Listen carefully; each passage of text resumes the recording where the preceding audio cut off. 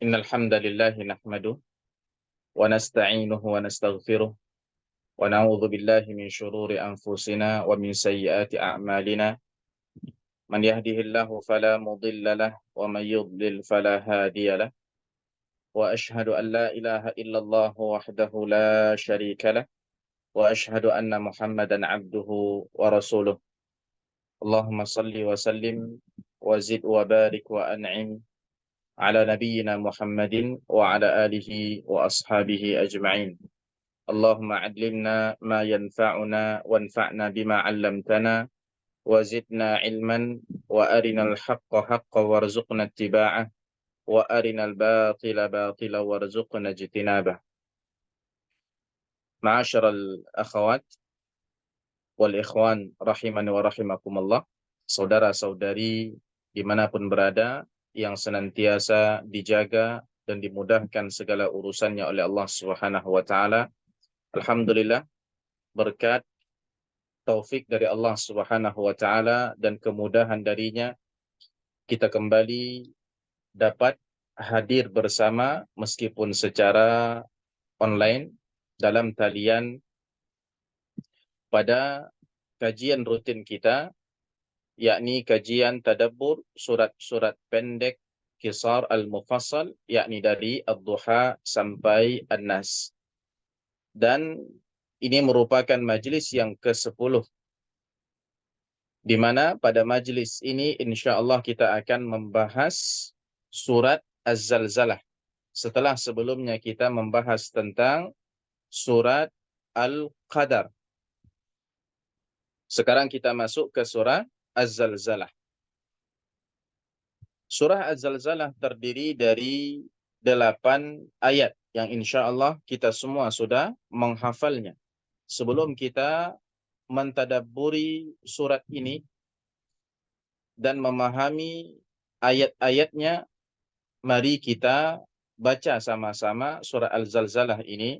Ya, mudah-mudahan dari bacaan ini kita bisa belajar bagaimana membaca surat Az-Zalzalah. A'udzu billahi minasy syaithanir rajim. Bismillahirrahmanirrahim. Idza zulzilatil ardu zilzalaha wa akhrajatil ardu athqalaha wa qala al-insanu ma laha yawma'idhin tuhaddithu akhbaraha bi'anna rabbaka awha laha yawma'idhin yasdurun nasu ashtata liyuraw a'malahum faman ya'mal mithqala dharratin khayran yarah ومن يعمل مثقال ذرة شرا يره. Pada ayat yang ke-6 tadi boleh disambung sebenarnya ya. Yauma'idzi yasdurun nasu ashtatan liyuraw a'malahum faman ya'mal mithqala dharratin khayran yarah وَمَنْ يَعْمَلْ مِثْقَالَ ذَرَّةٍ شَرًّا يَرَهُ. Ini dia 8 ayat surat Az-Zalzalah. Dan surat Az-Zalzalah ini mengisahkan tentang kejadian hari kiamat yang begitu dahsyat dan juga bagaimana keadaan manusia pada permulaan hari kiamat nanti sampai mereka digiring ke tempat akhir masing-masing, surga ataupun neraka. Az-Zalzalah sendiri maknanya adalah goncangan atau gempa, ya, goncangan yang dahsyat atau gempa yang sangat kuat. Ini makna Az-Zalzalah di dalam surat ini. Dan sebelum kita mentadabburi ayat per ayat dari surat Az-Zalzalah ini, kita ingin menyampaikan 2 hadis berkenaan surat Az-Zalzalah. Nah, jadi ada beberapa hadis tentang surat Az-Zalzalah dan kita sampaikan 2 hadis sahih berkenaan surat Az-Zalzalah ini. Bisa Bapak dan Ibu sekalian lihat di layar. Hadis yang pertama bercerita tentang perbuatan Nabi Shallallahu Alaihi Wasallam. Bahwasannya beliau pernah membaca surat Az-Zalzalah dalam salat subuh di kedua rakaatnya. Tapi bukan berarti ini beliau lakukan setiap subuh, tidak. Tapi pernah didapati Nabi Shallallahu Alaihi Wasallam membaca surat Az-Zalzalah di kedua rakaat dalam salat subuh. Dari rakaat pertama beliau membaca idza zulzilatil ardu zilzalaha. Kemudian pada rakaat yang kedua selepas beliau membaca surah Al-Fatihah, beliau juga membaca surat yang sama yaitu idza zulzilatil ardu zilzalaha. Kisah ini diriwayatkan oleh seorang laki-laki bernama Juhainah, yakni yang hidup pada zaman Nabi Shallallahu Alaihi Wasallam, sahabat Nabi. Laki-laki ini sami'an Nabiy sallallahu alaihi wasallam yaqra'u fi subhi idza zulzilatil ardu fi rak'ataini kiltaihima. Kata beliau pernah mendengar Nabi sallallahu alaihi wasallam membaca dalam salat subuh idza zulzilatil ardu zilzalaha. Maksudnya bukan ayat yang pertama dari surah Az-Zalzalah ini saja, tidak. Tapi maksud idza zulzilatil ardu zilzalaha ini adalah beliau membaca surah Az-Zalzalah, ya, secara sempurna, lengkap. Di mana beliau membacanya? Kata beliau fir rak'ataini kiltaihima. Beliau baca pada kedua rakaatnya, yakni pada rakaat yang pertama setelah Al-Fatihah dan juga pada rakaat yang kedua setelah Al-Fatihah. Ya.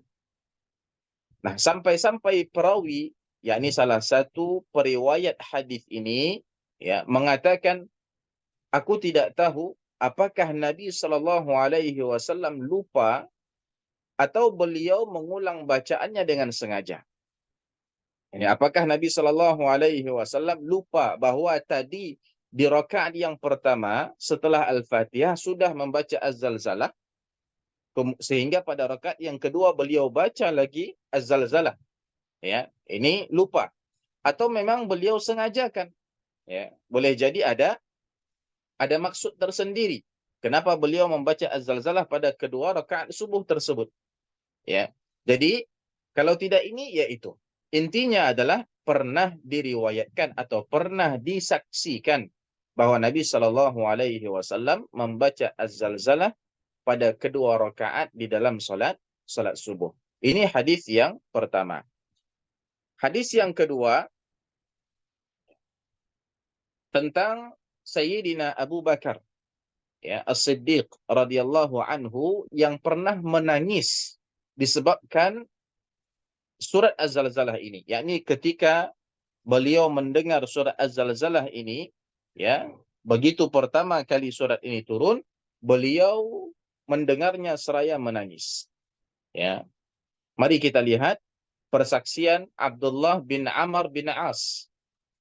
Beliau berkata, nazalat idza zulzilatil ardu zilzalaha, ketika diturunkan firman Allah Subhanahu wa taala idza zulzilatil ardu zilzalaha, yakni ketika turun surah Az-Zalzalah ini, wa Abu Bakrin radhiyallahu anhu qa'id. Saat itu Abu Bakar As-Siddiq sedang duduk. Fabaka Abu Bakrin, ya, kemudian tiba-tiba beliau menangis. Faqala Rasulullah sallallahu alaihi wasallam, kemudian Rasul sallallahu alaihi wasallam bertanya, "Ma yubkika ya Abu Bakar?" Apa yang menyebabkan Anda menangis wahai Abu Bakar? Apa kata Abu Bakar? Abakatni hadhihi surah. Wahai Rasul, ya, sesungguhnya surat inilah yang membuatku menangis. Yakni surat Az-Zalzalah inilah yang membuatku menangis. Faqala Rasulullah sallallahu alaihi wasallam, lantas Rasul bersabda, "Lau annakum la tukhti'una wa la tudhnibuna la khalaqallahu min ba'dikum ummatan yudhnibun wa yukhti'un fayaghfiru lahum." Apa kata Rasul sallallahu alaihi wasallam? seandainya kalian tidak pernah berbuat kesalahan dan dosa, hingga Allah Subhanahu wa taala tidak perlu lagi memberikan ampunan bagi kalian, niscaya Allah pasti akan menciptakan umat atau orang-orang yang berbuat kesalahan dan melakukan perbuatan dosa. Lalu Allah Subhanahu wa taala berikan ampunan bagi mereka. Ya, tapi telah ditetapkan dalam sabda Nabi sallallahu alaihi wasallam, kullu bani Adam khata'. Setiap manusia pasti berbuat salah, hatta para nabi dan rasul. Berdasarkan pendapat mayoritas ulama, ya, dan pendapat yang kuat bahwa nabi dan rasul sekalipun mereka pun jatuh pada kesalahan dan dosa. Hanya saja kata para ulama, dosa-dosanya para nabi dan rasul tidak berkaitan dengan risalah mereka, tidak berkaitan dengan wahyu, ya, bukan kesalahan dalam menyampaikan wahyu, tapi kesalahan dalam hal-hal yang lain. Dan juga kesalahan para nabi dan rasul bukanlah dosa-dosa besar, zina, mencuri, dan sebagainya. Ya, jadi tidak ada manusia yang tidak jatuh pada kesalahan. Namun kata Rasul di sini, "Lau annakum la tukhti'una wa la tudhnibun", kalaupun kalian tidak berbuat kesalahan atau dosa, ya, sehingga Allah Subhanahu wa taala tak perlu mengampuni kalian karena tidak ada dosanya, nah, maka niscaya Allah Subhanahu wa taala akan ciptakan orang-orang setelah kalian atau umat, ya, setelah kalian yang mereka akan berbuat salah, berbuat dosa sehingga Allah mengampuni mereka. Ya, saudara-saudari yang dirahmati oleh Allah Subhanahu wa taala, ini menunjukkan betapa besarnya, ya, atau betapa tingginya atau betapa banyaknya kurnia Allah Subhanahu wa taala kepada umat manusia, kepada hamba-hambanya, kepada makhluknya. Ya. Dan dari hadis ini juga menunjukkan betapa mulianya, ya, nama Allah Subhanahu wa taala Al-Ghafur. Maka kita, ya, sebagai orang yang sadar bahwa kita pasti berdosa, pasti berbuat salah, banyak dosa, ya, kita harus banyak-banyak berharap kepada Allah Subhanahu wa taala yang Maha Pengampun. Mudah-mudahan Allah Subhanahu wa taala mengampuni dosa-dosa kita, ya, dan tidak tidak tertipu dengan diri sendiri, ya, tidak menganggap bahwasannya kita manusia yang sempurna, ya, tidak punya dosa, tidak punya kesalahan. Lah, ya, telah ditetapkan tadi dalam sebuah hadis yang sahih bahwa Nabi Shallallahu alaihi wasallam bersabda, setiap bani Adam, yakni umat manusia, khata', ya, mereka melakukan kesalahan, dan sebaik-baik mereka yang berbuat kesalahan dosa adalah mereka yang langsung, ya, bertaubat kepada Allah Subhanahu wa taala, memohon ampun dari Allah Subhanahu wa taala. Ya. Nah, kenapa Rasul sallallahu alaihi wasallam mensabdakan sabdanya ini setelah melihat, ya, atau mendengar Abu Bakar mengatakan bahwasannya surah Az-Zalzalah telah membuat dia menangis, ya. Rasul faham bahwasannya Abu Bakar tidaklah menangis melainkan karena Abu Bakar mentadabburi surah Az-Zalzalah ini, ya. Kira-kira apa yang membuat Abu Bakar menangis? Ya, kandungan surah Az-Zalzalah ini, di mana dalam surah Az-Zalzalah ini Allah Subhanahu wa taala menggambarkan, jemaah sekalian, bagaimana dahsyatnya gempa yang akan Allah timpakan pada umat manusia pada permulaan hari kiamat nanti. Ya. Dan bagaimana keadaan manusia, ya, setelah itu. Ya, mari kita lihat, ya, mudah-mudahan kita juga mendapatkan, ya, sebahagian atau mendapatkan bagian dari imannya Abu Bakar.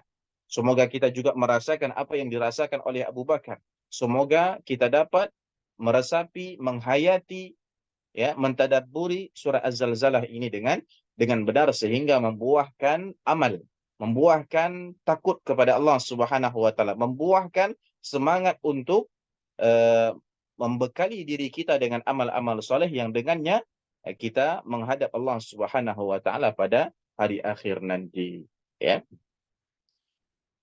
Jadi surah Az-Zalzalah sebagaimana yang tadi kita katakan menggambarkan bagaimana keadaan dan proses terjadinya hari kiamat yang diawali dengan az-zalzalah, goncangan yang sangat dahsyat yang dampaknya, ya, yang dampaknya itu adalah mengenai seluruh bagian atau sisi bumi ini sehingga menjadi hancur sebagaimana yang nanti kita akan lihat.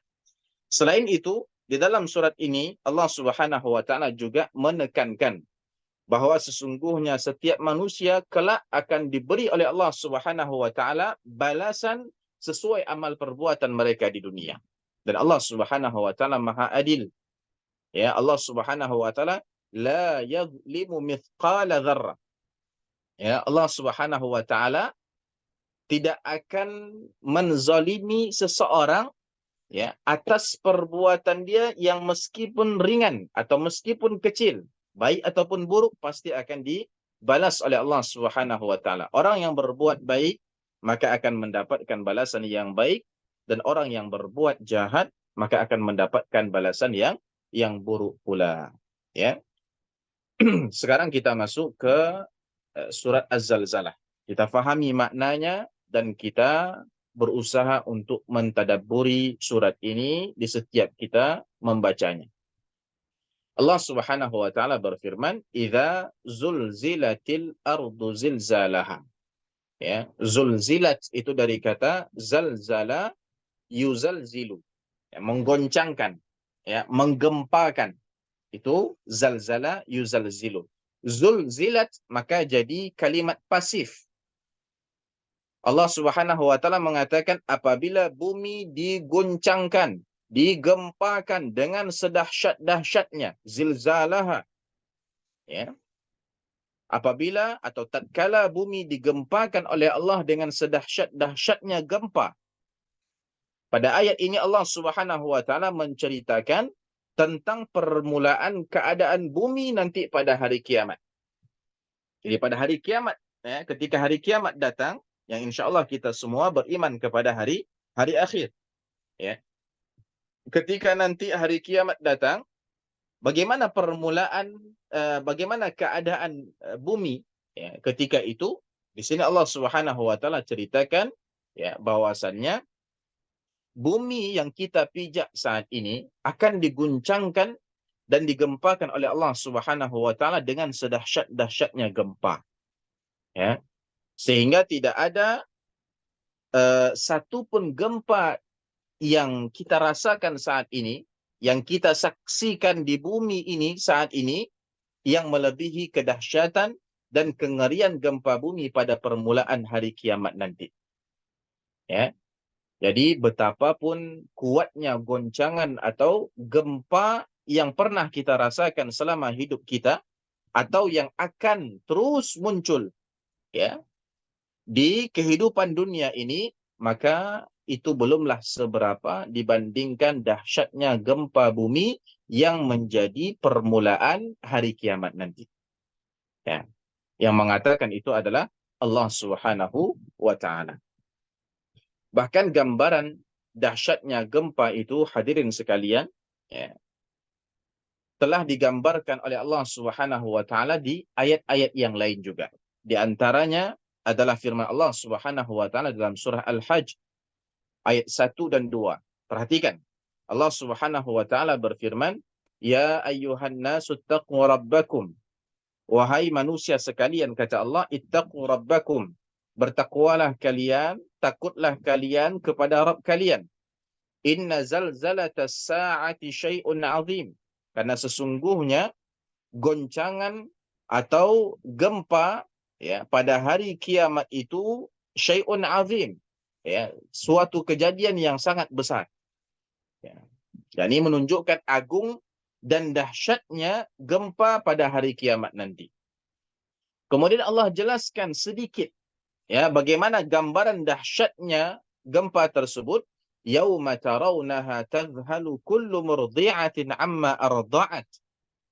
Pada hari itu, ya, kamu melihat gempa bumi itu, ya, maksudnya pada hari ketika kamu melihat gempa bumi itu, yakni pada hari kiamat nanti, semua perempuan yang menyusui anaknya akan lalai terhadap anak yang disusuinya. Bayangkan, ya. Saat ini orang tua sangat perhatian dengan anaknya. Ya, bahkan apalagi tatkala sang ibu sedang menyusui anaknya, ya, dia tidak akan lalai dari anak yang dia susui, ya. Maksudnya adalah seorang ibu yang anaknya baru lahir, masih kecil, masih menyusu, biasanya akan diberi perhatian yang sangat besar oleh ibunya. Ya, tidak bisa ditinggal lama-lama.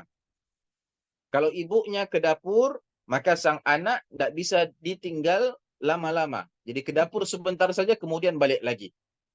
Itu pun biasanya ke dapurnya pas anaknya sudah tidur atau sedang tidur misalnya. Ya, tidak lalai. Tapi pada hari kiamat, tatkala gempa itu terjadi, apa kata Allah? Ya, perempuan yang menyusui anaknya akan lalai terhadap anak yang disusui. Lupa, dah lupa. Ya. Kemudian Allah mengatakan, wa tada'u kullu dhati hamlin hamlaha. Setiap perempuan yang mengandung, ya, masih lagi mengandung, belum melahirkan, akan keguguran kandungannya. Bayangkan, ya, yang sedang mengandung sampai keguguran. Kemarin saya mendengar cerita dari seorang sahabat yang mengabarkan kabar gembira bahwasannya anak dia sudah lahir, ya, anak dia sudah lahir. Namun 2 bulan sebelum lahir, kira-kira, ya, sang istri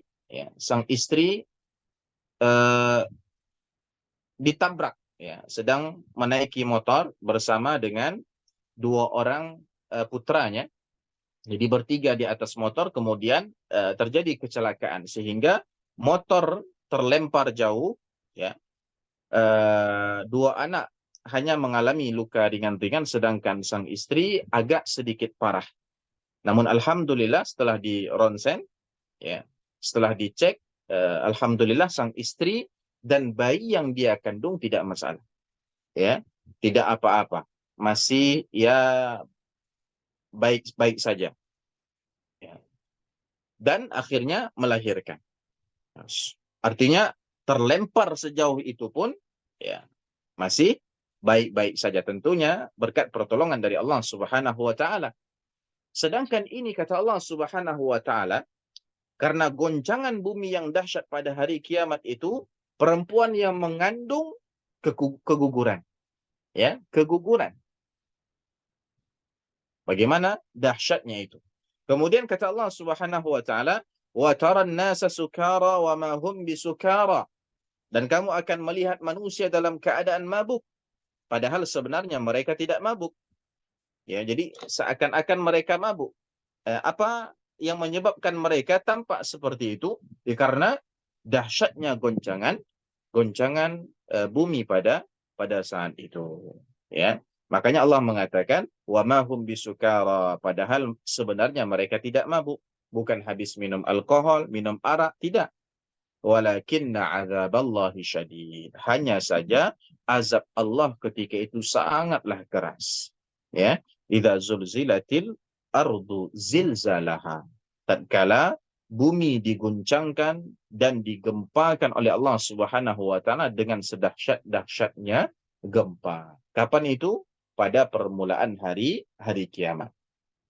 Kemudian, ya, perlu kita ketahui, ya, ada 2 jenis gempa bumi. Ya, ada 2 jenis gempa bumi dan itu bisa kita ambil, ya, dari apa yang tadi kita sampaikan. Artinya tadi sudah diisyaratkan bahwasannya gempa bumi yang terjadi pada hari kiamat tak sama dengan gempa bumi yang terjadi di kehidupan dunia sekarang ini. Ya. Sehingga dari sini para ulama mengatakan bahwa gempa bumi itu ada 2 jenis. Atau fenomena gempa bumi yang terjadi di bumi ini ada dua jenis. Yang pertama adalah gempa bumi yang hanya terjadi di sebagian sisi atau tempat saja. Ya, cuma di sebahagian daerah saja. Inilah gempa bumi yang terjadi di dunia sekarang ini, yakni sebelum hari kiamat tiba. Sehingga dampak buruk dari gempa bumi jenis pertama ini hanya dirasakan oleh sebagian orang saja. sedangkan sebahagian yang lain tidak. Ya, seperti misalnya gempa bumi yang biasa terjadi di Pulau Sumatera, ya, yang biasanya di Aceh atau di Sumatera Barat, ya. Kalau seandainya di daerah Sumatera Barat sana, ya, terjadi gempa, ya, itu hanya dirasakan oleh masyarakat Sumbar saja, Sumatera Barat saja, atau kalau seandainya lebih kuat lagi terasa oleh orang-orang Riau juga, atau mungkin orang-orang Medan, ya, atau yang sekitarnya, ya, di Pulau Sumatera. Sebagaimana juga gempa yang dulu terjadi di Aceh, ya, sebelum tsunami, itu terasa cukup keras, ya, di Riau, ya, terasa cukup keras di Riau. Tapi boleh jadi orang-orang yang ada di Pulau Bali tidak merasakannya. Orang-orang yang ada di Pulau Kalimantan tidak merasakannya. Orang-orang yang ada di Sulawesi tidak merasakannya. Semakin jauh maka akan semakin apa namanya? Semakin tidak merasakan, ya, dampak dari gempa bumi yang terjadi di daerah yang jauh darinya. Ya, inilah gempa bumi yang terjadi di dunia sekarang ini. Cuma apa? Cuma berdampak pada sebagian sisi atau tempat di bumi ini saja. Sedangkan gempa bumi jenis yang kedua, gempa bumi yang mengguncang semua bagian dan sisi bumi ini. Inilah gempa yang akan terjadi nanti pada hari kiamat, sebagaimana yang diceritakan oleh Allah Subhanahu wa taala pada surah Az-Zalzalah pada firman-Nya idza zulzilatil ardu zilzalaha. Dan gempa bumi ini jemaah sekalian pasti akan dirasakan oleh semua makhluk yang masih hidup ketika itu. Artinya kalau seandainya saya mati, ya, selepas ini, mati malam ini atau besok atau minggu depan, ya, maka saya tidak merasakan, ya, dampak gempa bumi ini dan tidak menyaksikan hancurnya bumi ini. Tapi yang masih hidup ketika itu, ya, yakni ketika kehidupan dunia ini berakhir, dia termasuk orang-orang yang hidup ketika itu, maka dia akan merasakan dampak, ya, dari gempa bumi yang menjadi permulaan dari hari kiamat ini. Tidak ada satupun makhluk bumi yang masih hidup ketika itu yang tidak menghadapi dan merasakan gempa bumi ini. Karena gempa bumi ini apa? Mengguncangkan seluruh bagian bumi sampai bumi ini hancur. Ya, saking dahsyatnya gempa bumi yang terjadi, ya, sebagai tanda permulaan hari kiamat ini. Itu maksud atau makna dari ayat yang pertama, idza zulzilatil ardu zilzalaha. Kemudian ayat yang kedua, Allah mengatakan wa akhrajatil ardu athqalaha, dan apabila bumi telah mengeluarkan beban-beban berat yang dikandungnya, ya, dan bumi telah mengeluarkan beban-beban berat yang dikandungnya. Ya, jadi ada istilah apa? Perut bumi. Ada istilah kerak bumi, ada istilah permukaan bumi atau permukaan tanah, ya. Permukaan bumi, permukaan tanah kurang lebih sama, ya. Jadi yang ada di dalam bumi, dalam perut bumi itu keluar, ya. Keluar. Kapan itu? Pada saat itu juga, pada saat bumi diguncangkan oleh Allah Subhanahu wa taala dengan dahsyatnya, ya.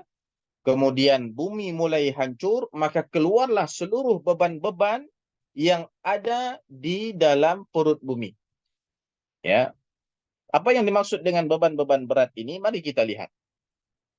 Allah Subhanahu wa taala pada ayat yang kedua ini menjelaskan kejadian lainnya yang akan terjadi pada hari kiamat yang sangat mengerikan itu. Ya, tadi disebutkan kejadian yang pertama apa? Gempa bumi yang dahsyat. Nah, kejadian yang kedua pada ayat yang kedua ini, ya, sekaligus, ya, menambah penjelasan betapa kuat dan dahsyatnya guncangan bumi pada saat itu. Memang dia, ya, apa namanya, keluarnya beban-beban berat dari perut bumi ini merupakan kejadian yang lain. Akan tetapi kejadian ini, ya, itu merupakan dampak dari kejadian yang pertama. Ya, sehingga kita katakan di sini bahwa keluarnya beban-beban berat tersebut itu menjelaskan betapa kuat dan dahsyatnya guncangan atau gempa bumi pada saat itu. Ya, sehingga tidak ada yang tersimpan di dalam perut bumi itu kecuali akan terbongkar, keluar.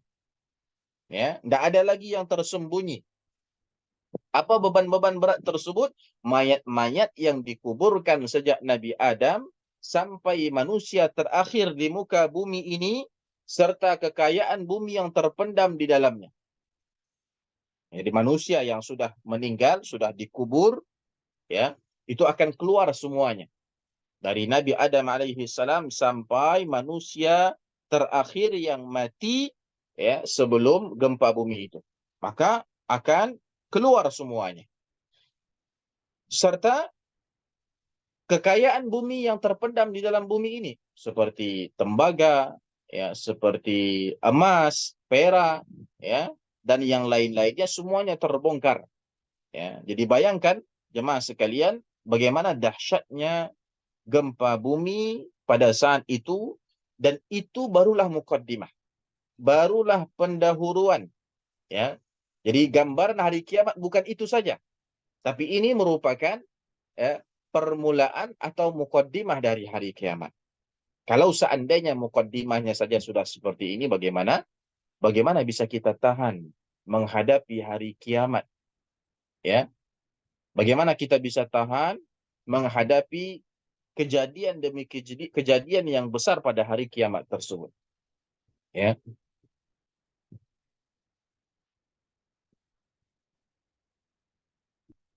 Kemudian ayat yang ketiga, ya, ayat yang ketiga Allah Subhanahu wa taala mengatakan wa qalal insanu ma laha, dan manusia bertanya, mengapa bumi menjadi begini? Yakni kebingungan, heran. Malaha. Ini kenapa? Ya, kok bumi seperti ini? Ya, saking apa? Terkejutnya manusia melihat kondisi bumi pada waktu itu. Yang tadinya bumi itu tenang, kokoh, tiba-tiba berguncang dengan guncangan yang dahsyat sehingga mengeluarkan seluruh isi perut bumi. Ya, terbongkar semua yang ada di dalam kandungan bumi ini. Manusianya, ya, kemudian bahan minyak buminya, kemudian juga barang-barang berharganya, tembaga, besi, dan lain-lainnya, semuanya keluar.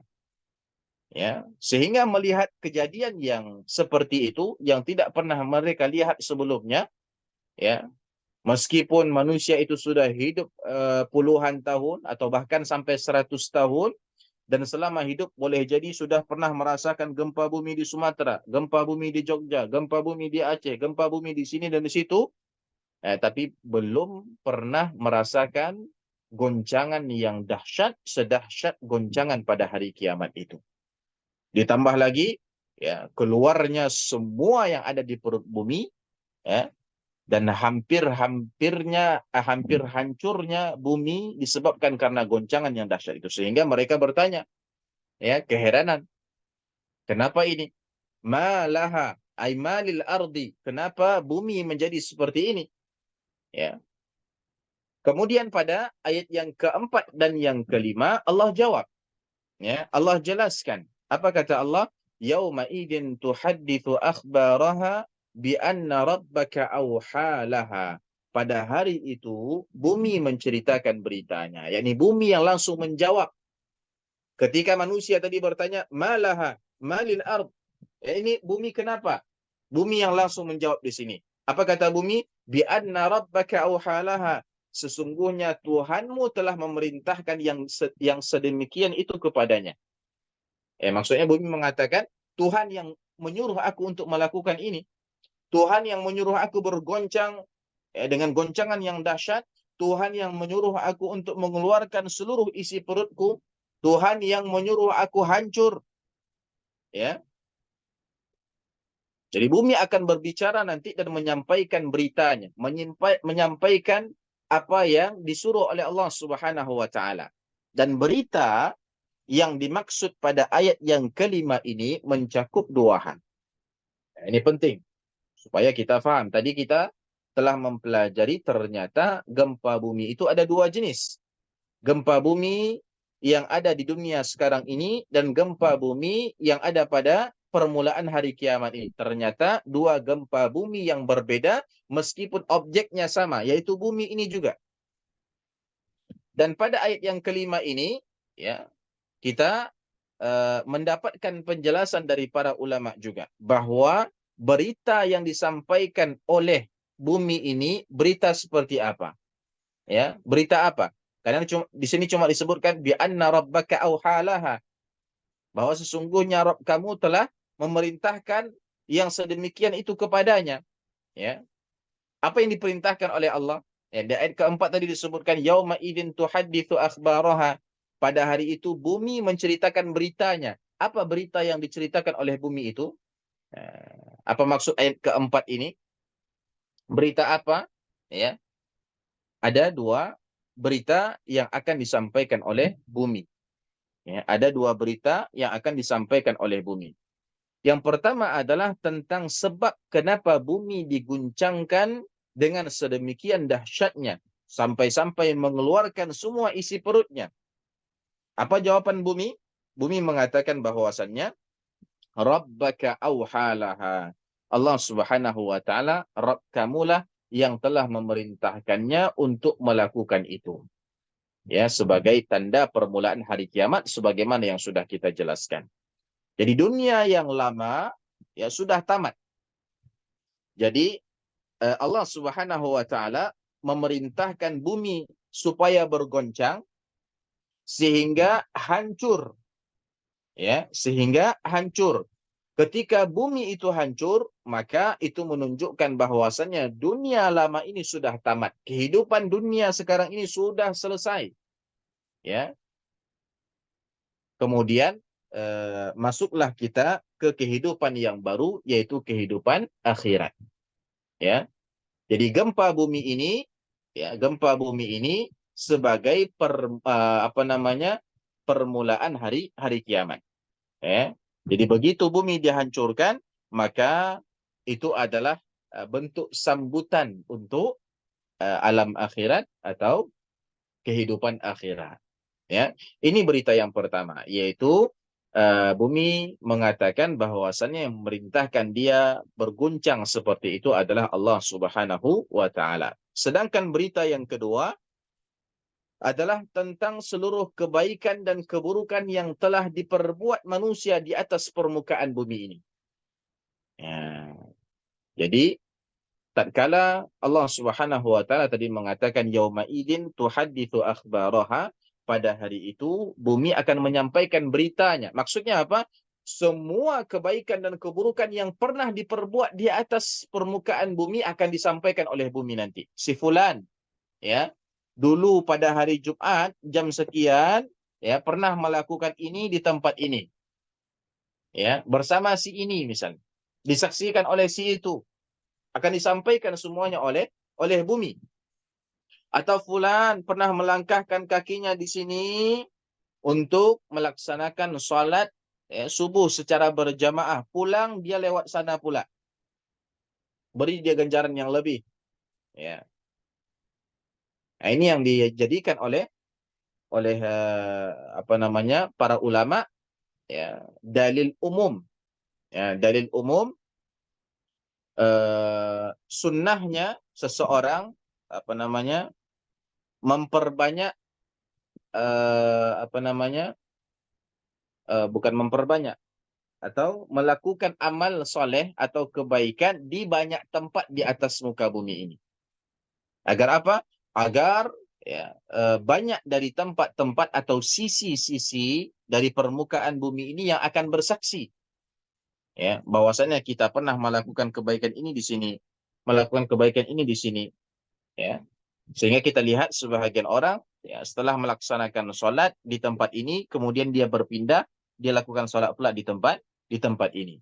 Ya, hal ini tidaklah harus, ya, tapi boleh dilaksanakan dalam rangka apa? Dalam rangka berharap bahwasannya, ya, banyak dari tempat-tempat atau sisi-sisi dari permukaan bumi ini yang nanti menjadi saksi bahwasannya kita pernah melakukan perbuatan baik, amal soleh di sini, di sini, di sini, dan di situ.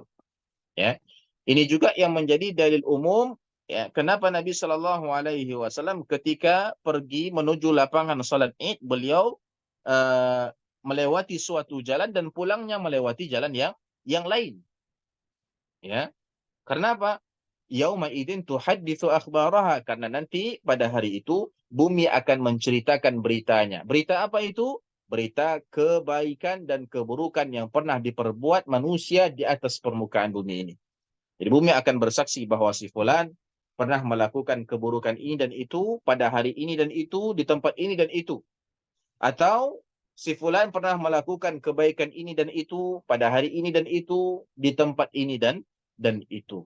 Ya, mudah-mudahan Allah Subhanahu wa taala ya memudahkan kita semua untuk memperbanyak amal soleh sehingga membuat bumi sibuk bersaksi ya bahwa kita telah melaksanakan banyak kebaikan di atas muka bumi ini. Amin ya rabbal alamin. Dan tak hanya tak hanya bumi, maaf, tak hanya bumi, ya salah ya, tak hanya bumi. Ya tadi disebutkan bahwasanya bumi akan bersaksi, tapi bukan bumi satu-satunya yang akan menyaksikan atau mempersaksikan kebaikan atau keburukan yang kita lakukan. Tapi tangan, kaki, anggota badan kita akan menjadi saksi juga. Ya, bahkan para malaikat pun ada yang juga bertugas mencatat seluruh kebaikan dan keburukan tersebut dan tentunya nanti akan dipersaksikan juga oleh para malaikat tersebut. Apa kata Allah Subhanahu wa taala di dalam Al-Qur'an? Ya. Surah Yasin ayat 65. Allah Subhanahu wa taala berfirman, "Al-yauma nakhtimu ala afwahihim wa tukallimuna aydihim wa tashhadu arjuluhum bima kanu yaksibun." Pada hari itu ya kami tutup mulut mereka, yakni pada hari kiamat. Ya, kami tutup mulut mereka. Tangan mereka akan berkata kepada kami dan kaki mereka akan memberi kesaksian terhadap apa yang dahulu mereka kerjakan. Allah tutup mulutnya. Ya. Mulut tak payahlah cakap. Ya. Tangan, kaki pun akan bersaksi. Akan menceritakan apa yang dulu pernah dibuat oleh tangan ini, apa yang pernah dibuat oleh kaki ini. Ya. Jadi lisan pun tak boleh bohong. Lisan, mulut ya tidak akan berdusta. Ya. Kalaupun sekalipun mulut kita ini berdusta dan tidak akan berdusta, ya, maka ada tangan dan kaki yang akan memberikan kesaksian yang benar, ya, kesaksian yang jujur ya terhadap apa yang pernah kita perbuat ya di atas muka bumi ini. Ini menunjukkan bahwasannya tak hanya bumi yang akan menjadi saksi. Kemudian tentang para malaikat, Allah Subhanahu wa taala berfirman dalam surah Al-Infitar ayat 11 dan 12, kiraman katibin ya'lamuna ma taf'alun. Para malaikat yang mulia di sisi Allah dan yang mencatat amal perbuatanmu, mereka mengetahui apa yang kamu kerjakan. Allahu akbar. Ya. Maka hendaknya kita berhati-hati. Ya. Setiap kali kita melaksanakan perbuatan, ya, kita harus fikir, ya. Kita harus fikirkan, adakah perbuatan tersebut akan menghantarkan kita pada surga Allah Subhanahu wa taala atau malah menghantarkan kita ke neraka. Apakah yang kita lakukan tersebut dicatat oleh para malaikat sebagai perbuatan yang baik atau malah dicatat sebagai perbuatan yang buruk? Ya, ingat, ya, semua akan bersaksi dan para malaikat pun memiliki catatan-catatan tersebut dan akan dia sampaikan kelak. Ya, dia akan menjadi saksi kelak bagi kita bahwasannya kita sudah pernah melakukan ini dan itu di tempat ini dan itu, baik itu perbuatan baik ataupun perbuatan buruk. Saudara-saudari sekalian yang dirahmati oleh Allah Subhanahu wa taala. Kenapa perlu saksi sedangkan Allah Subhanahu wa taala Maha mengetahui? Ya, kenapa bumi perlu bercerita? Kenapa tangan, kaki perlu bercerita? Kenapa para malaikat perlu mencatat, ya, dan menyampaikan apa yang pernah dilakukan oleh manusia dulu di dunia? Kenapa? Padahal Allah Subhanahu wa taala Al-Alim. Allah Subhanahu wa taala apa namanya? Al-Muhit. Allah Subhanahu wa taala Al-Khabir. Allah Subhanahu wa taala Al-Basir, As-Sami'. Maha mendengar, maha melihat, maha teliti, maha mengetahui, ya. Ilmunya meliputi segala sesuatu. Lalu kenapa butuh saksi-saksi lagi? Ya. Kenapa dia jadikan sebahagian makhluknya saksi atas kita semua dan apa yang kita perbuat selama di dunia ini? Jawabannya adalah supaya menjadi bukti yang kuat yang semakin menjelaskan keadilan Allah Subhanahu wa taala. Ya. Sebagai bukti yang kuat yang semakin menjelaskan keadilan Allah Subhanahu wa taala. Tidak diragukan lagi. Allah Subhanahu wa taala sendiri yang menamai dan mensifati dirinya sebagai zat yang maha adil, Tuhan yang maha adil. Dan kita percaya itu, yakin akan hal tersebut. Ya. Akan tetapi Allah Subhanahu wa taala menambahkan saksi-saksi ini agar semakin jelas bahwa Allah Subhanahu wa taala benar-benar Rabb yang maha adil, dan bahwasannya Allah Subhanahu wa taala tidak akan memberikan ganjaran kepada manusia kecuali sesuai dengan yang telah mereka perbuat selama di dunia. Ya. Meskipun ya berdasarkan akidah Ahlussunnah wal Jamaah, ya, masuknya kita ke dalam surga itu bukan karena perbuatan kita sudah setara dengan surga tersebut. Tidak. Ya. Surga itu sangat besar, jauh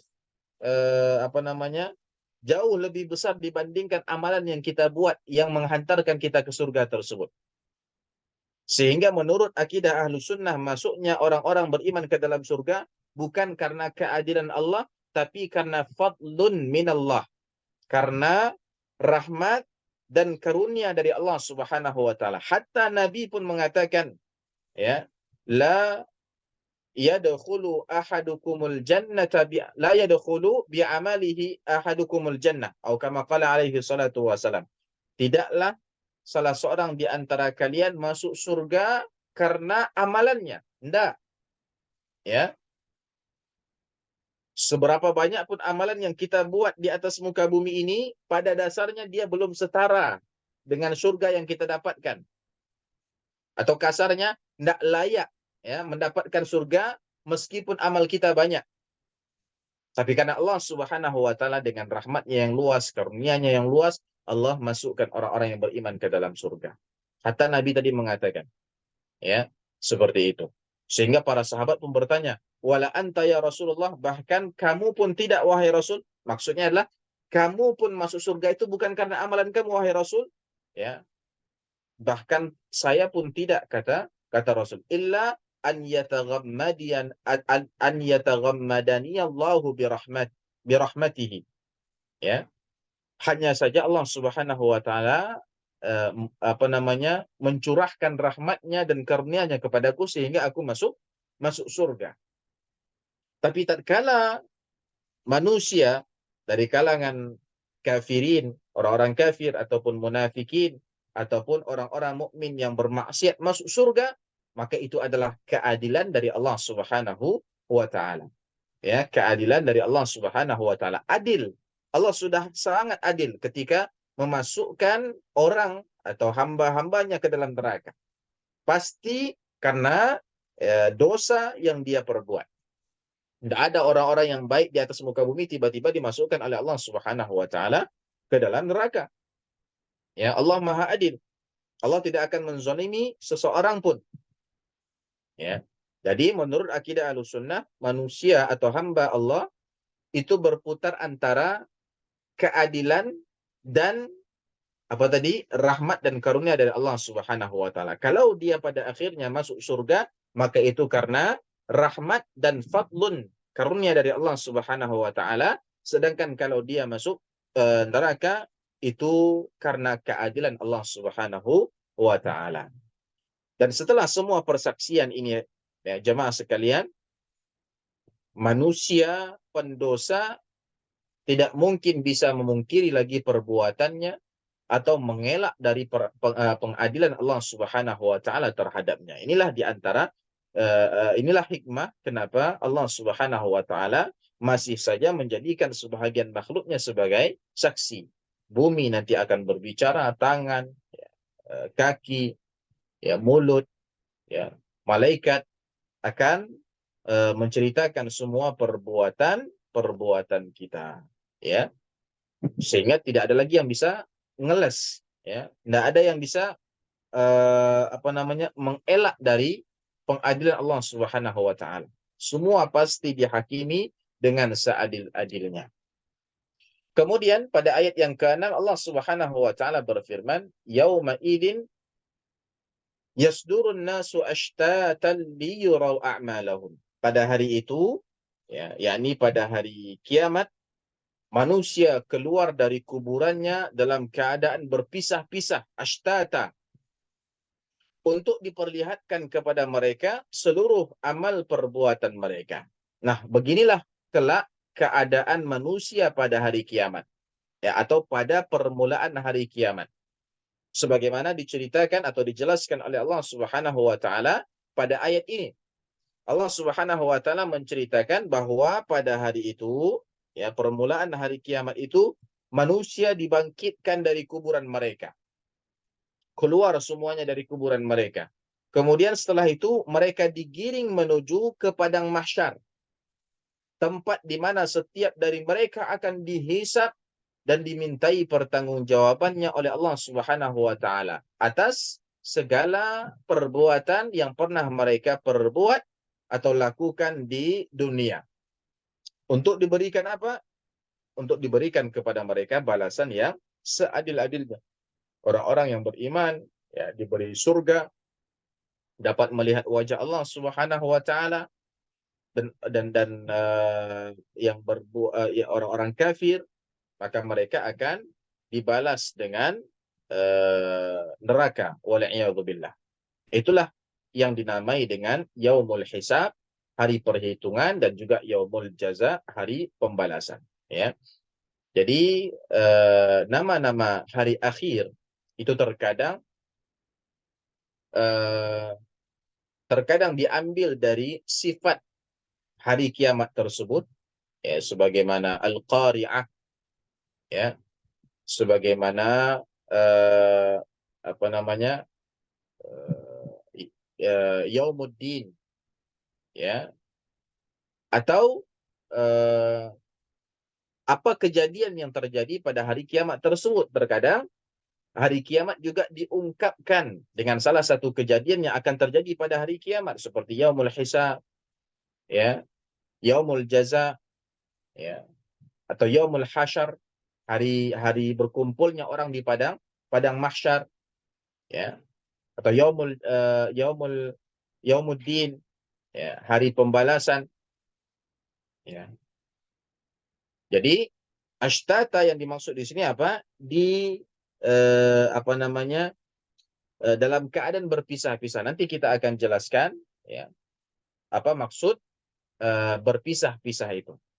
Jadi intinya adalah pada ayat ini Allah Subhanahu wa taala menjelaskan bahwasannya manusia dibangkitkan dari kuburan mereka kemudian digiring ke padang mahsyar. Dan keadaan mereka tatkala digiring dari kuburan ke padang mahsyar itu adalah ashtatan. Apa itu ashtatan? Ya. Apa maksud dari ashtata? Ashtata di sini maksudnya adalah bercerai-berai atau berpisah-pisah. Atau salah satu maksudnya bercerai-berai atau berpisah-pisah. Maksudnya adalah setiap orang ketika digiring dari kuburan menuju ke padang mahsyar itu sibuk mengurusi dirinya masing-masing. Ya, kenapa? Saking menegangnya peristiwa yang sedang dan yang akan mereka hadapi. Ya, bermulai dari apa tadi? Goncangan yang dahsyat, ya. Kemudian bumi memuntahkan seluruh isi perutnya. Ya, kemudian bumi mulai hancur. Ya. Disitulah mereka terkejut sehingga mengatakan malaha. Ya. Sangat menegangkan waktu itu. Apalagi di ayat apa namanya? Di dalam ayat lain yang menceritakan tentang dahsyatnya gempa tadi, sehingga yang mengandung langsung keguguran, yang masih menyusui anaknya lalai dari anak yang dia susui. Orang-orang terlihat seakan-akan mabuk padahal tidak mabuk. Ya, sangat menegangkan sehingga mereka menuju ke padang mahsyar itu bercerai-berai, berpisah-pisah. Ya, tidak ada yang mencari anak, tidak ada yang mencari istri, tidak ada yang mencari suami, tidak ada yang mencari kakak, adik, tidak ada.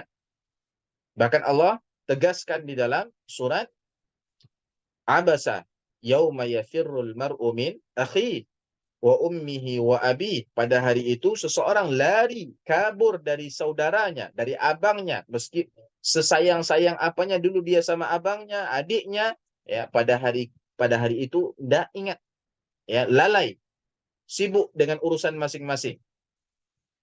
Wa ummihi wa abi, ya, kabur dari bapak dan ibunya, semua mengatakan nafsi nafsi, ya, masing-masing.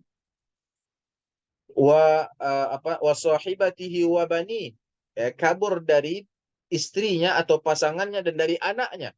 Bahkan orang yang paling dia cintai, yang paling dekat sama dia, istri atau suami atau anaknya, tidak peduli lagi. Kenapa? Ya, perkaranya lebih besar dari itu. Ya, bahkan Nabi Shallallahu Alaihi Wasallam pernah menceritakan bagaimana keadaan manusia nanti menuju padang mahsyar atau berkumpul di padang mahsyar. Kata Nabi Shallallahu Alaihi Wasallam dalam sebuah hadis yang sahih, ya, manusia dalam keadaan khufatan, tidak berselipar, tidak berterompah, tidak beralas kaki, uratan, ya, bertelanjang badan, ya, tidak ada sehelai benang pun di pakaian mereka, ghurlan, dan juga dalam keadaan tidak dikhitan, tidak dikhitan.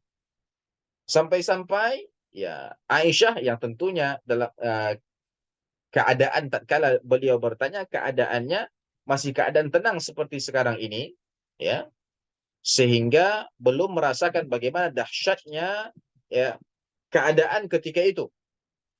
Sehingga Aisyah bertanya, lah, nanti apakah tidak saling lihat melihat wahai Rasul? Ini tidak disunat, ini telanjang, ya, kan malu itu, ya. Atau mungkin ada orang yang pengen banget melihat gitu. Apa kata Rasulullah Shallallahu Alaihi Wasallam? Perkaranya atau keadaannya pada saat itu, wahai Aisyah, lebih besar dari uh, dari apa namanya? Dari melihat satu sama lain gitu. Tidak sempat melihat satu sama lain, tidak ingat untuk melihat, ya, si fulana, tidak ingat. Kenapa? Dahsyatnya hari hari itu. Dan di padang mahsyar itulah, ya, nanti setiap orang akan ditanya tentang umurnya. Ya, untuk apa dia gunakan? Selama ini umur dia habiskan untuk apa? Tentang jasadnya, ya. Kemudian tentang ilmunya, ya, apakah dia amalkan atau tidak? Tentang hartanya, dari mana dia dapat dan kemana dia belanjakan. Di tempat itu pula lah dia akan ditanya nanti oleh Allah Subhanahu wa taala tentang perintah-perintah yang selama ini sampai kepadanya.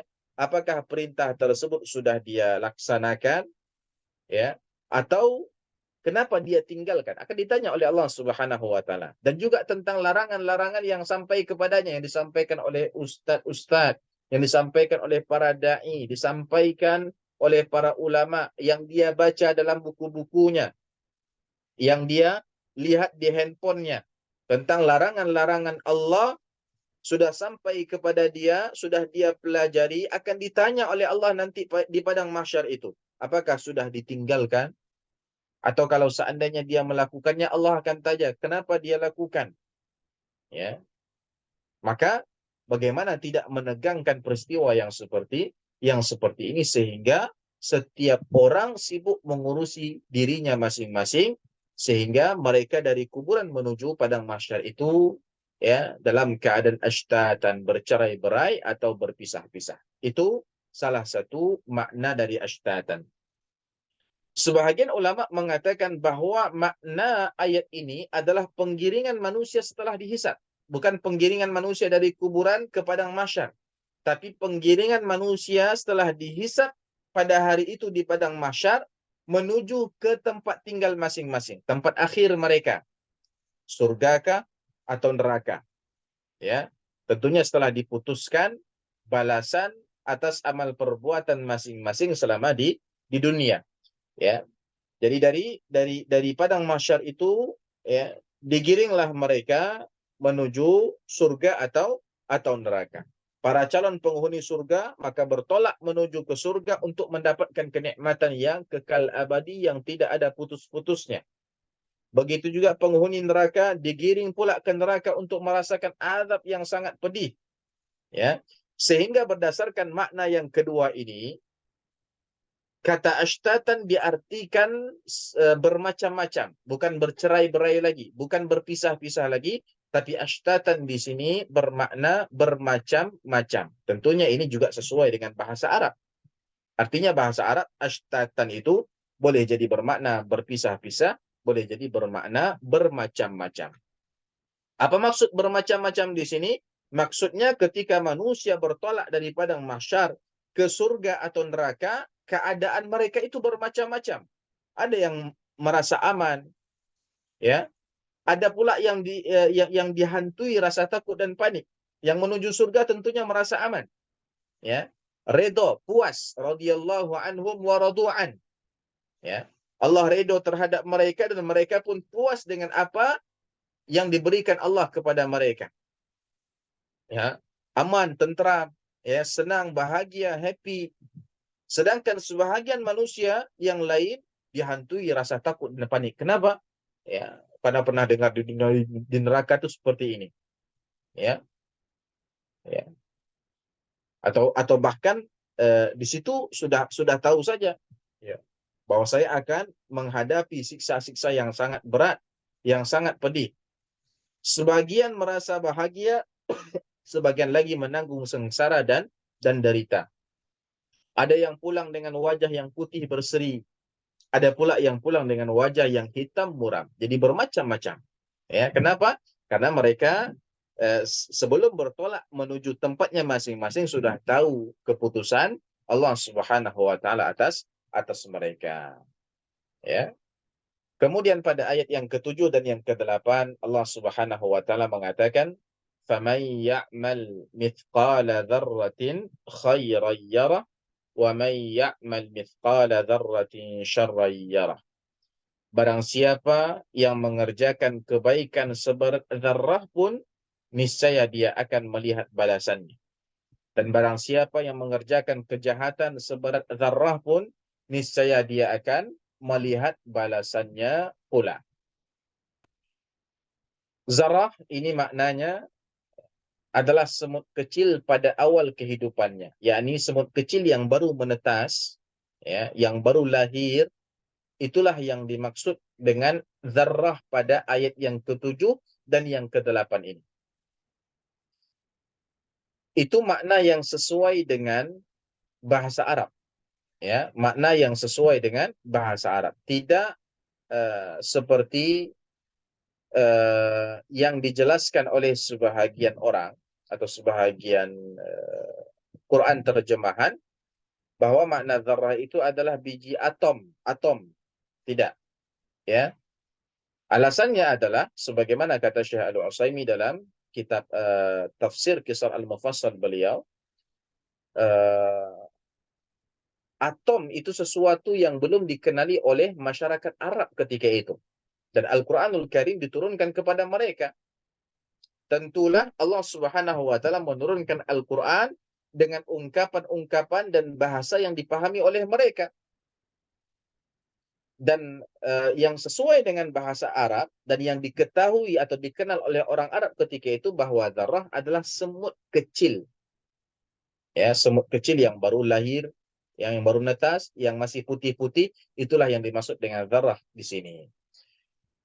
Dan melalui dua ayat ini, 7 dan 8, Allah Subhanahu wa taala ingin mengingatkan seluruh manusia, kita, hamba-hambanya, bahwa barang siapa yang ketika hidupnya di dunia mengerjakan perbuatan baik sekecil dan seringan semut kecil sekalipun. Ya, jadi kenapa digunakan istilah atau ungkapan dzarrah? Untuk menunjukkan bahwa perbuatan, ya, meskipun seperti dzarrah yang kecil dan ringan, itu akan dibalas oleh Allah Subhanahu wa taala. Ya, kapan dan dimanapun kita melaksanakan kebaikan yang kecil itu, kelak di akhirat kita pasti akan melihat perbuatan tersebut dan kita akan mendapati ganjaran dan balasan yang baik pula daripada Allah Subhanahu wa taala. Ya, sebaliknya kalau seandainya kita melaksanakan perbuatan buruk meskipun ya, kita anggap remeh. Ya, kenapa? Karena ya saya cuma bohong sedikit, ya. Saya cuma begini sedikit saja. Ya, tapi ingat Allah mengatakan di sini, "Faman ya'mal mithqala dzarratin khairan yarah, wa man ya'mal mithqala dzarratin syarran yarah." Ya. Sekecil atau seringan semut kecil sekalipun perbuatan buruk yang kita buat, ya niscaya Allah Subhanahu wa taala pasti akan membalas perbuatan tersebut karena Allah Subhanahu wa taala adalah Rabb yang Maha Adil. Ya, Rabb yang Maha Adil. Maka jangan pernah tertipu dengan kecilnya keburukan yang kita buat, ya. Dan jangan pernah putus asa atau mengeluh karena kecilnya perbuatan baik yang kita buat. Ingat, perbuatan baik yang kita buat sekecil apapun itu, ya, itu yang bantu kita, yang beri kita taufik untuk melakukannya adalah Allah Subhanahu wa taala. Kita bersyukur, ya, dengan rahmat Allah, ya, dengan nikmat darinya kita bisa melaksanakan perbuatan baik, amal soleh meskipun kecil, ya. Alhamdulillahilladzi bi ni'matihi tatimmus shalihat. Ya Allah, segala puji bagimu karena nikmat-Mu lah sempurna amal-amal soleh ini. Ya, ini bisa terlaksana meskipun kecil. Dan Allah tidak akan menzalimi kita, yang kecil itu pun akan dibalas oleh Allah Subhanahu wa taala. Dan juga perbuatan buruk yang kita buat, ya, maka jangan anggap ringan, jangan dipandang remeh. Sekecil apapun itu akan dibalas oleh Allah Subhanahu wa taala. Dan sekecil apapun itu kalau sering-sering kita melakukannya, dia akan menjadi banyak dan akan memberatkan timbangan keburukan kita pada hari kiamat wal iyadzubillah. Mudah-mudahan yang singkat ini bermanfaat bagi kita semua, dan di antara pelajaran yang bisa kita petik, ya, dan untuk menjadi pelajaran yang berharga bagi kita dalam menjalani kehidupan ini, bahwa kita harus memperbanyak amal ibadah dan kebaikan. Karena sebagaimana kaidah yang tadi disebutkan oleh Allah Subhanahu wa taala di dua ayat yang terakhir, bahwa kebaikan sekecil dan seringan apapun pasti akan mendapat pahala. Dan juga agar kita terus menghindari perbuatan dosa, sekecil apapun itu kita berusaha untuk menjauhinya. Ya, karena kelak pada hari kiamat perbuatan itu akan diperlihatkan dan dibalas juga oleh Allah Subhanahu wa taala. Dan hikmah yang lainnya, ya, gempa bumi yang sekarang menimpa saudara-saudara kita di belahan dunia yang lain, atau di pulau yang lain, atau di daerah yang lain, kita jadikan itu sebagai pelajaran dan iktibar. Kita ambil pelajarannya, ya. Kita jadikan dia pelajaran bagi kita semua agar kita senantiasa takut kepada Allah Subhanahu wa taala. Bertakwa kepada Allah Subhanahu wa taala. Sering-sering beristighfar, bertaubat kepada Allah Subhanahu wa taala, karena kematian bisa datang kapan saja. Musibah bisa datang kapan saja. Ya, malam ini kita hidup dengan senang, tahu-taunya pagi, ya, boleh jadi tempat kita sudah ditimpa musibah, sehingga ya, kita tidak sempat beristighfar, tidak sempat bertaubat kepada Allah Subhanahu wa taala, ya. Kemudian memperbanyak amal-amal soleh dan menjauhi segala perbuatan-perbuatan dosa dan maksiat. Mudah-mudahan Allah Subhanahu wa taala senantiasa menolong kita, ya, memberi kita taufik untuk melaksanakan amal-amal soleh dan menjauhi perbuatan-perbuatan dosa dan maksiat. Amin ya rabbal alamin. Itu yang dapat saya sampaikan. Mudah-mudahan bermanfaat bagi saya dan juga tuan dan puan sekalian, ya, hadirin dan hadirat, saudara-saudari, kaum muslimin dan muslimat yang menyimak kajian pada malam hari ini, baik secara online, secara langsung, ataupun melalui rekaman. Apabila ada pertanyaan, satu, dua pertanyaan, mudah-mudahan eh, bisa kita jawab dalam eh, sisa waktu yang tidak banyak ini. Ya.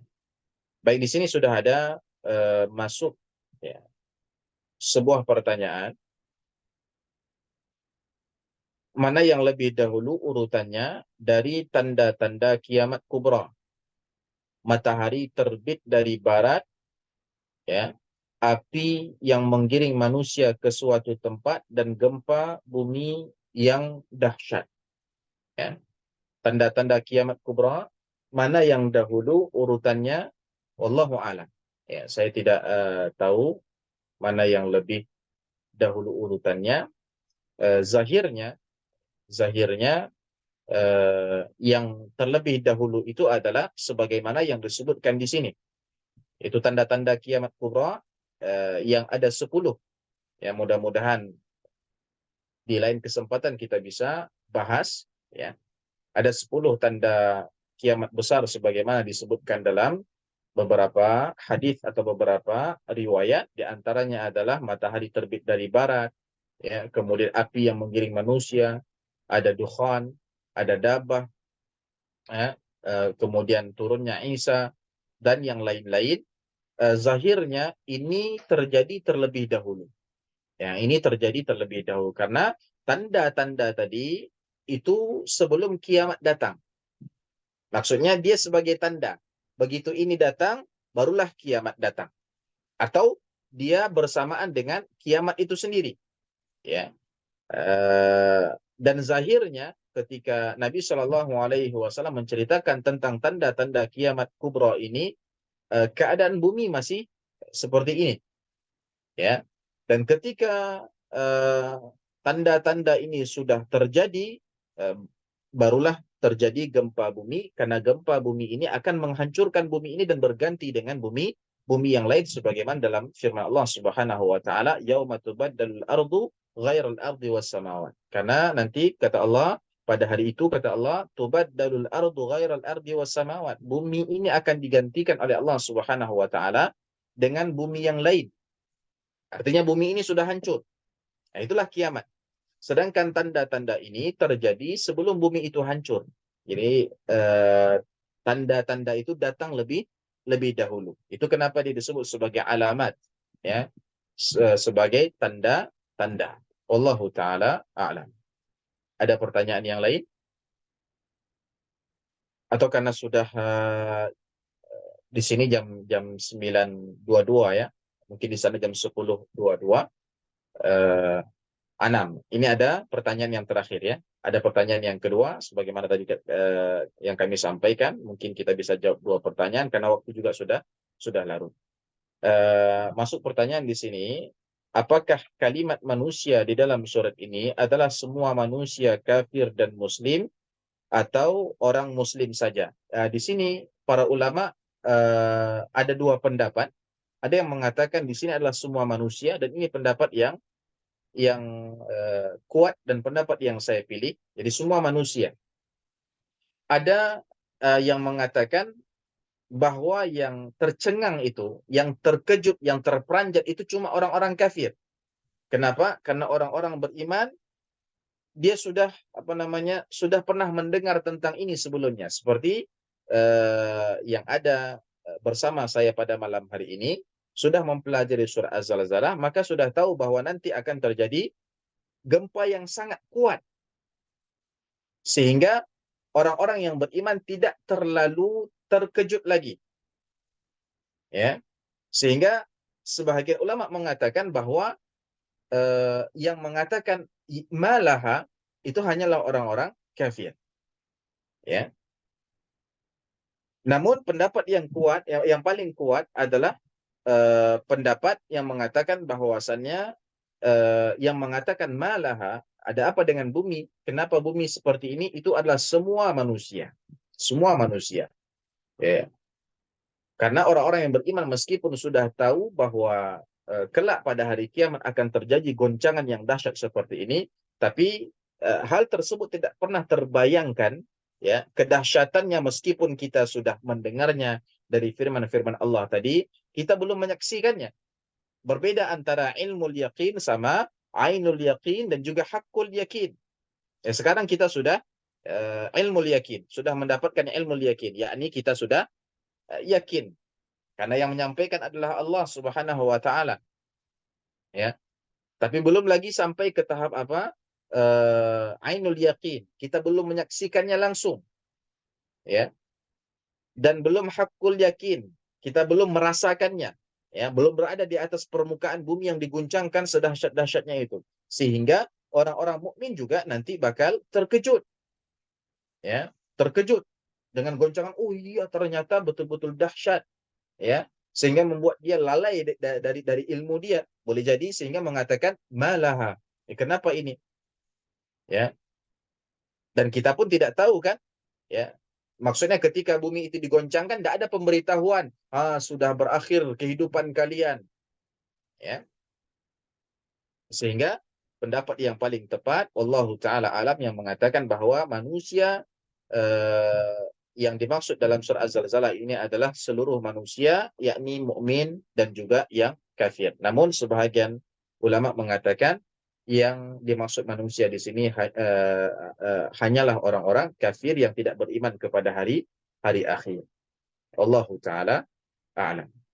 Mudah-mudahan bermanfaat dan menjadi tambahan ilmu bagi kita semua. Lebih-lebih lagi kita berharap kepada Allah apa yang sudah kita fahami dan yang kita pelajari pada malam hari ini benar-benar berbuah, benar-benar menjadi ilmu yang bermanfaat bagi kita, yang membuahkan rasa takut kepada Allah Subhanahu wa taala sehingga membuat kita semakin bertakwa kepada Allah dan semakin mempersiapkan apa namanya, bekal sebanyak-banyaknya untuk apa namanya, menghadap Allah Subhanahu wa taala kelak di hari akhir, ya, ditanya menghadapi kengerian, ya, kejadian-kejadian pada hari kiamat seperti ini. Aku lu qauli hadza, ya, kita jumpa lagi insyaallah pada 2 minggu yang akan datang dengan surat yang baru pula insyaallah, surat Al-Adiyat. Barakallahu fikum. Wassallallahu ala nabiyyina Muhammad wa ala alihi wa sahbihi wa baraka wa sallam. Wassalamualaikum warahmatullahi wabarakatuh.